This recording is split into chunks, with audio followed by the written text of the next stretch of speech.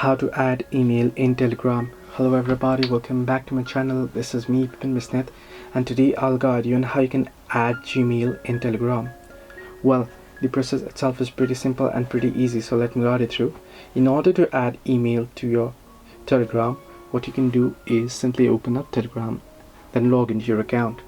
Once you're logged in, you want to tap on the hamburger icon at the top left corner of your screen and then tap on settings. Once under settings, you can see here, scroll down and you can see privacy and security option. You want to tap on it. Once you tap on privacy and security, you can see the very first option at the top that says two-step verification. You can see it is off. Tap on it and tap on set password. Enter in the password that you would like to set. Tap on next, then again re-enter it. So once you re-enter it, you can add in a hint as well, so I'll just skip the hint for now. Then it'll give you an option to enter in your email or Gmail. You'll have to add it as your recovery. So you can see you can set a recovery email to be able to reset your password and restore access to your Telegram account. Enter in your email here, tap on next. It'll send a verification code to your email.